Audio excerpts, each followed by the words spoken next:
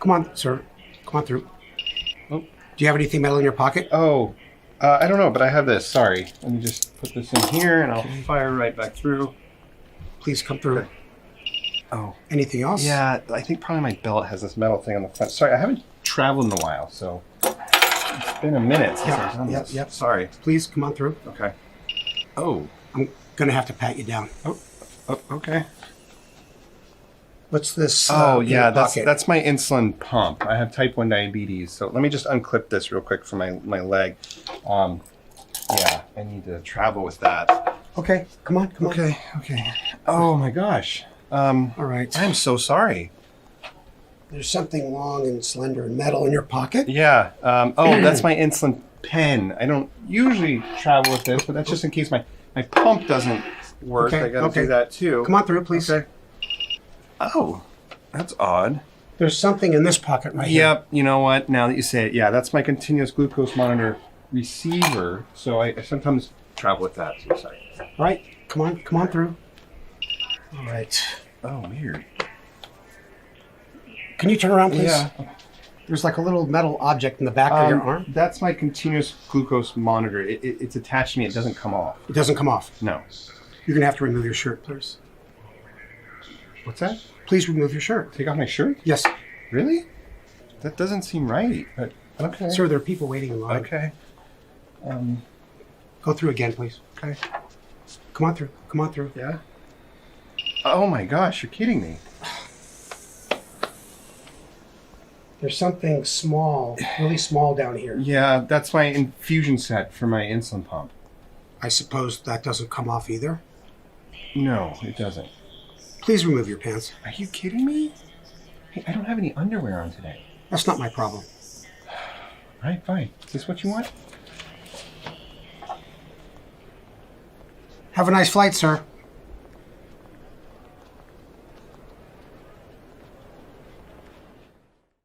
All right, hi everybody. I am Jeremy Pettus. Steve Edelman. And, I got my clothes back on after I just got abused by the TSA to talk about traveling with type 1 diabetes. And this is an important topic for a lot of reasons. First of all, if something is going to go wrong, it's going to go wrong when you're traveling. It's like Murphy's Law, right? I mean, it just seems like it happens every time. Every time.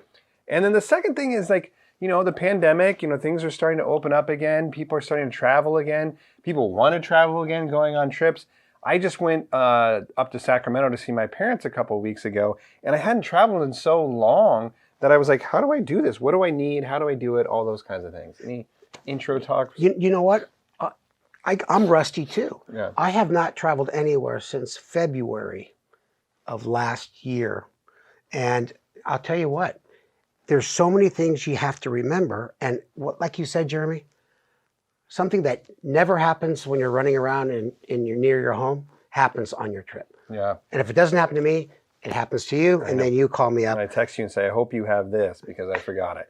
So that brings us to the most important point, is making a list. So first of all, we're going to go through the whole travel process, from packing, going to the airport, getting on the airplane, all those things. But 90% of it is being prepared and making sure you have all the stuff you need. And there's a lot of stuff that we need, and you have to get that all with you. Having a list is key. It may sound dorky, laminate it, put it in your suitcase, but it makes a huge difference because when you're in a rush, you forget stuff. Yeah. And if you're, under 60 years old, you can have a list on your phone. You don't have to print it out and laminate it. And I'm not a list maker, but I really rely on this because I always forget things without my list. So let's just go back and forth. Grab an item, something that you have to have when you travel. You want to start? Yeah. Well, I'm going to start off with some of the basics, which is my clothes. Stack them up here, and of course, workout clothes. Underwear. And yeah, I'm going to talk about the regular stuff. And one more thing before you go is I did buy a pair of really thin, light tennis shoes, which are really easy to pack. Nothing like those big dorky tennis shoes that have great soles, and but they take up half the space of your suitcase. And look at the little notes my girlfriend leaves for me now. This is about 3 years old. Now she writes, good riddance. So, I got my PJs, I got my, Optimus Prime shirt that I wear all the time. But I think the exercise clothes is good. Like it's great because the other thing about travel in general is that your blood sugars can just go to hell. You're sleeping differently, you're eating differently, you're up at different hours, time zones, all that kind of stuff. So trying to stay on some kind of schedule, exercising, it's tough to do, but it's really helpful when you can do it. Yeah, if you haven't seen our video on how to eat 3 donuts and stay in range, you need exercise equipment when you're approaching that 180. Do that little bolus or inhalation and run out there and run around the parking lot. All right, so it's my turn now? Yep. All right, so I'm going to get into diabetes stuff. Do you have any more non-diabetes stuff? I have some toiletries and stuff, but why don't you go ahead? I'll get All this. right. So, not in any particular order, is just pump supplies. So both of us, use insulin pumps currently, and we're anticipating that, let's say this is like a 3-day trip. Take twice, if not 3 times as many things as you need. Because again, if you're going to have an infusion set blow out or something, it's going to happen when you travel. So if you're going for a 3-day trip, just take 3 of these. These don't take up much space. This is the sets. These are the reservoirs. Making sure you have lots of those packed. Do you have that? Well, I'll tell you what. I wear the Omnipod, and each pod lasts 3 days. And so if I'm going to go on a trip for 3 days, theoretically, the one you're wearing is not too old, hopefully, and then 2 of them. But I tell you what, whenever I go on a trip, I get like a bad pod. Yeah. Or I walk by a door and it rips off. Right. And then you're getting down to like 1 pod left. And, so it's important. And I have my little places in each suitcase where I keep these. You got your pod pouch. Yep. Got it. All right, why don't you go again? Okay. Since I started. Well, here's the thing. If something happens, I am looping. Let's say my cell phone goes out. I can't control my Omnipod with my phone anymore. I always bring fast and long-acting insulin pens. Now, each of these are like, expired 4 years ago. But they still work to some degree. And you don't want to be stuck with, you can't get the insulin out of your pump. And I always bring extra pen needles because if you've ever tried to get insulin out of a pen that you haven't used for a while, of course, everyone leaves their needles in there, it aggregates and it clots. You can't get anything out. Yeah. And then I don't have it here, but I should have just a syringe. You can always suck insulin out of these devices. That's key. I can't tell you how important it is to have the ability to not rely on your pump.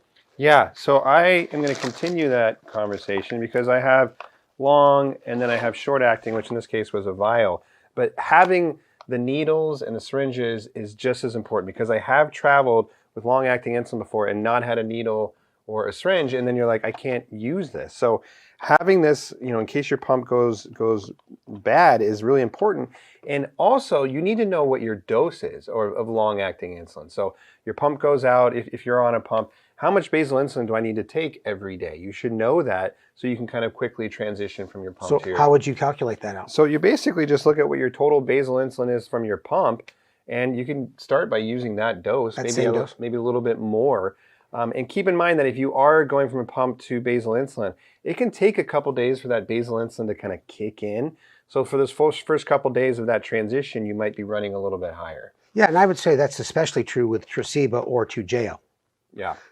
That's one reason I carry Lantus with me. The Tresiba and Toujeo work much better in type 1s, but Lantus starts working much quicker. Yeah, it actually is a better basal insulin for that transition. Yeah, and then of course go back to what you're on later on. But I do think that, when you're traveling, I don't care if you're transitioning on and off of different insulin regimens, you got to look at your blood sugar. And having I've had patients that say, I didn't test on my vacation, and I said, well, that's the time that you probably need to test more, not less. And the other thing I'm thinking is, forget about something going wrong with your pump. Vacation might be a time that you want to transition anyways. I'm actually going to Hawaii for a family kind of reunion in July, and I think I'll stop using my pump then because I'm going to be in and out of the water all day long. You're on a pod, that's not so much of a problem. Well, your control really sucks. It goes to hell, but that's all right. So along those lines, I'm not taking your turn here, Steve. I have just constantly all my syringes and pen needles that are in here in my toiletry bag, so they're always with me. Yeah, and I'll just bring out my toiletry bag. Also, don't forget, for us folks that wear ties, we got the tie holder. Okay. so it doesn't get wrinkled. Yeah. I got my toiletry bag with all the usual stuff that you talked about. And I also have another bag from the olden days when United used to give good little bags when you flew business class. And in here is a lot of different things that I always seem to miss if I don't have them. Tums. I take, Ambien if there's a time zone change, antacids. I have lip balm, and I have just over-the-counter stuff that I typically need, and that's a whole nother container. So I'm there. Let me say one more thing, is that we didn't talk about a Frezza yet, but I always try to bring some of Frezza that's fairly fresh from the fridge, because what do you eat when you're on vacation? Stuff that you shouldn't eat, or drink too. No, so you made me think of something when you said time zones. That's important. Oh, yeah. Because when you're changing time zones, not to get ahead of ourselves, but you got to change the time on your pump. Because for me, I have sleep modes set at different times. You have different basal programs. And especially if your time zone is, more than 3 hours ahead, like you go to Europe, you're 10 hours different. You want to make sure that you switch the time in your pump. And then if you're taking shots, if you're on Tresiba and Toujeo, it's not really a problem. Just keep taking it at night, regularly, because it is so long acting that time zone thing's less of an issue. So I want to throw my Frezza in here too, because I agree. If I'm going to eat some weird stuff, it's going to be when I'm traveling, pizza, beer, I see whatever. you got the big. I just want 12s, like the big stuff. So I throw those in there with my inhaler, just to always have to bring my blood sugars down kind of quickly. So, all right, let me go. So this one, I kind of did on purpose. I got my apple juice. Well, you did it once on For Real. Yeah. So this is my go-to low treatment of choice. However, obviously we can't bring this much liquid through, the TSA. And I've done this multiple times. I've had to pull out my bag. It's a big problem to throw it away. So I don't bring apple juice. I always bring glucose tabs. And that's something that I actually keep in my carry-on bag, which I have here. So, usually I might actually carry this on too, but this is much easier to get. I have it right here in this pocket, or at least I actually put it right here. And I keep it right here in this pocket. So it's something when I'm on the plane, I have with me the whole time. Well, what was the time that you were so upset that you didn't want to throw it out, and instead you let them search you from top to bottom and you had to go to the side? Well, if you tell them that you have diabetes, they'll let you get your juice, your soda, or whatever, but then you have to go do the whole thing. Yeah, and I would say for me, I got, I have glucose tabs, but I do have a little container here that I keep in my suitcase. And by the way, I never check the suitcase, because just think if they lost your suitcase with all your pump supplies. But it's nice to have stuff handy in your backpack underneath the seat. And I like Fig Newtons. So does Jeremy's son, and got low carb snacks. I don't bring a ton of stuff. Well, you used to have a big Ziploc bag. And actually, we would go to the little lounge, and Steve would clean them out with the peanuts and stuff and throw them in there. So we always had snacks. Yeah, it's a good idea. Starburst, and to try to pick stuff that tastes good. I like glucose. Glucose tabs work fast. The other thing I use, if any of you guys have ever used GU, G-U, it's these little packets of chocolate espresso goop, different flavors. I take them when you go cycling. They work really fast, and there's only 100 calories, and they're small, easy, flexible containers. So whatever you use, use it to raise your blood sugar quickly. All right, my next one is probably the most commonly forgotten item when people travel, and it's potentially one of the most important, and that is cords and cables. So this is actually the charging thing I use at home, which is a little charger pad for my iPad, and then my watch goes here. So I bring this whole thing, and then I can put my little AirPods there too. Because if your iPhone goes dead, you're screwed. Well, you don't plug it in, you just lay it on top? Well, I plug it in and I just lay the phone right there. It's pretty cool. Yeah. Oh, wow. And then I got my pump charger here because you need to charge your pump. Now, the reason these are the most commonly forgotten items is because we can pack usually the night before, a couple days before, but you're going to be using these things generally the night before you leave, and it can be something that you don't already have in your bag, so you have to remember to grab these things. And it's so important that I always have an extra iPhone charger and pump charger in my carry-on bag just to have with me at all times. So you got cords, cables? Yeah, I do. And the other thing I was just going to say is it's always good to get an extra set so you don't have to worry about, for sure, especially if you travel a lot. But that's where the list comes in handy too. Oh, for sure. Because when you're leaving the hotel room. Yeah. You laminate it, you print it out, you got dry erase markers, whatever you want. All right. Yeah. All right. Yeah, I like hard lists. Okay, and I just got all the cords because my old Riley link used to require a USB, and now I do have the new Riley link that's battery, so I don't need that. But I also have to charge my regular monitor that I still use my Dexcom monitor in addition to my phone, because I don't like to pull out my phone a lot when I'm in a meeting. They think you're rude.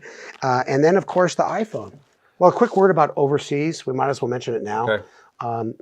Right now, the show's not long enough to talk about what you have to prep when you go outside the U.S., but you got to call the airlines and find out from the hotel you're staying at what kind of chargers they are. And every country has different rules and regs with COVID, too. You might need to get a positive test within a day of leaving. So you just got to do a lot of prep with traveling outside the U.S. All right, CGM supplies, I just have a whole box here as an example, but I take extras as the point. So obviously these are good for 10 days each, so I'm like the whole 30-day supply. The important tip is when you get home, make sure you take all the extra stuff out, and put it back in your usual spot so you don't, waste sensors or whatever. Yeah, the one thing that'll wreck your trip, you won't be able to check your blood sugar. Yeah, exactly. Totally. I'm on pills. You're not. When you're my age, you might need Cialis or something. But this is like blood pressure, cholesterol. I make sure I have extra, and I carry that in my backpack. Also, you talked about fluids. A really good thing to drink, to bring with you are small, low calorie, like low carb beverages, basically. Yeah, and this is like, check this out. It's like whiskey, Japanese whiskey. Okay. It's less than 4 ounces. No one bugs you about it.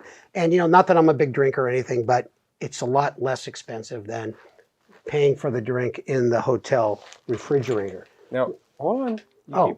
Sorry. I'm here too. Okay. So we're talking about testing your blood getting all sugars. excited about going somewhere. I know, geez Louise. So we talked about your CGM, and like you said, if you're going to lose a sensor or pod, it's going to have on a trip. And I've multiple times run out of sensors, your transmitter goes dead. You have to have your meter with you. This is something else I keep in my actual bag. The old-fashioned blood sugar strips. I have a vial of insulin and syringe in here also. So if anything goes wrong, I keep this in the other pocket right next to my glucose tabs and this actual thing right here. And that bag is heavy. It's got my computer in it and just some bricks. I've lifted it before. Yeah. I have a backpack, Yeah. All right, you want to get your thing? What's yeah, well, I think the other thing is you got to remember that you always should bring something for, severe hypoglycemia. Now, I do have a Gvoke pen here. There's also Baqsimi, which is nasal glucagon. That's what I got here. Okay, perfect. Here's the thing. Do you ever give this to yourself? It's possible that you're still able and mentating, but your blood sugar's dropping. You've already eaten a ton. You're kind of worried you're not going to be able to consume enough carbohydrates, and you can give yourself either of these to yourself. Also, if you're sleeping with someone that night, you can teach them how to use it real quickly in case you can't give it yourself. So having that and telling whoever you're with that you have that is important. Yeah, just like you tell your wife and girlfriend at other times. So I just have Advil here because I always, if you're going to get sore and achy, it's going to happen on a trip. So that's something I always carry with me. Yeah, and I got how all your other medications, toiletries and stuff like that, toothbrush, of course. All right, so I think we're packed, and keep in mind that I don't really have anything else in my bag besides diabetes stuff, and my bag is almost full. So it takes a lot of preparation to plan ahead, make the list. But if you do plan ahead and something goes wrong, you're going to be way better off for it. Because nothing's worse than feeling like you don't have what you need especially when you're far away, you're not at your pharmacy, etc. Yeah, and I don't even have a jacket in here. Like if I'm going someplace cold, you're leaving San Diego, so your suitcase can get pretty packed. Yeah, and that's where TSA PreCheck is helpful because they don't hassle you on the size that much when you go through. You might have it at the door of getting on the airplane. So let's talk about that. So we're packed. We get to the airport. We're excited. We got our boarding pass already printed out and or on our phone. And we go to TSA, and a couple questions that come up. People will say, do I need a note from my doctor that says I have diabetes, I have these diabetes supplies, like whatever. What do you think? No. Yeah, you really don't. They never ask you. Yeah, they never ask. I've never been asked once. They're very familiar, actually, with diabetes now, or at least they'll pretend to be. So I've never had that be like an issue. Like, what is this? But you know what annoys me? What? when my patients ask me for a letter. I say, will you write me the letter? I'll sign it. Yeah, But they really don't. If you're going outside the country, okay. Right. But you know, I would say this: the TSA folks are pretty knowledgeable about diabetes. So, all right, you've got the metal detector, and you got this thing that like goes around. Like, which one should we go through? Does it matter with all your equipment? What do you think? Oh, gosh, there's a big difference for me. The metal detector is way better because I wear the Omnipod, wherever it is. It's up here. It doesn't set off the alarm of the metal detector. But when I go into the little scanner, every single time they say, you know, what's that thing on your shoulder? And you, and then they scan it. And then a lot of times someone has to search you. And very rarely do you have, are you delayed, but it's still a hassle every time. So pre-check for me is double. You don't, the lines aren't as long and whip through. Take the time to look into getting TSA pre-check. You know, you can get it for 5 years. Global entry, you can get it for 10 years. It doesn't take that much time to set it up. So worth it. Nobody has to mess with your stuff. You get to go through the metal detector. For me, this thing, it picks up my Dexcom, which I wear right here on my leg. And they always think it's something in my pocket. So you have to pull down your pants? Well, sometimes. Well, it'd be pretty free doing that. I know. Sometimes I did it earlier. Everybody saw. But, you know, then they're grabbing this, trying to like get it out of my pocket and stuff. I had them rip it off once, actually. It was annoying. But then they got to do the little like bomb detector hand thing or like whatever. It just takes more time. So, but when I go through the metal detector, my pump has a metal clip on it. So it will set that off, which is kind of annoying. But I just leave it on and have them like wipe down my hands. It doesn't take that long. The pumps and everything, they can go through the scanner. They can go through anything. So it's really not really a problem. People always ask, is it going to break the pump or the meter or anything like that? It's fine. Well, do you recommend disconnecting your pump when you go through? I know some people do that. You can. It just depends on like your personal preference. For me, you know, again, I wear it on my leg. It's kind of hard to get off. If I wore it on my stomach, I probably would just unclip it and put it in a bin and then clip it back on. But it's personal preference. Yeah. And then... you know, I just say different strokes for different folks because, you know, I wear the Omnipod. It's a different experience. But I think you have to remember that when you wear a pump with a clip, it's going to set it off. In the older pumps, it was easy to take on and off the clip. Yeah. I noticed with the tandem, it is a little more difficult. Well, I super glued mine, you know, so it's not coming off. Super glue will set it off. Yeah. So, all right. So you're on the plane. Anything to think about with blood sugars on the plane you want to talk about? Well, I'll just say, you know, it's good to have stuff within your own reach. Yeah. I'll tell you one quick story as we're getting near the end. I was sitting on the plane. My backpack was up above because I didn't have any room, and I was getting low, and we're sitting on the tarmac. So I finally called the stewardess because you weren't allowed to get out of your chair at this point. And I said, hey, I'm a diabetic. Can you get me a Coke? I said, I'm getting low. And it took her forever. She finally comes back. And I'm sweating, and she goes, "Is diet okay?" And I just stood up, despite breaking the rules, got my stuff out of the top and got my sugar. So, you know, you're dealing with people that may not be that knowledgeable. Yeah. Just have all your stuff in your backpack or your purse, right then and there. And I guess the most urgent thing would be hypoglycemia. Yeah, I mean, and I've been there too, getting low. In the window seat, you feel like you can't get out. So now I always try to have something either in my bag under my seat or in the little pocket in front, so I just feel good that I know I can get it kind of quickly. One quick sophisticated question is, I've heard people talk about the pressure change in going up and down can cause problems with insulin delivery from people who wear pumps. Yeah. I mean, for short flights, it's not really an issue. Some people say for longer flights, like coming down, they'll notice that their blood sugars will be a little bit higher. Some people even actually recommend like unclipping and killing a few units to your pump to kind of clear any air bubbles or something like that. Wow. I've done that before, but mostly I just kind of leave it be. Just keep an eye on your blood sugar. So last thing, let's say you get to wherever you're going to go. You've done it. You can to prepare as much as possible, but you drop your last vial of insulin and it cracks and all that insulin goes out on the floor. That's actually happened to me. You don't have any insulin on you. What can you do? Who can you call? What can happen? Yeah, well, I usually suck it out of one of the pens I have. Yeah. But let's say you don't even have that.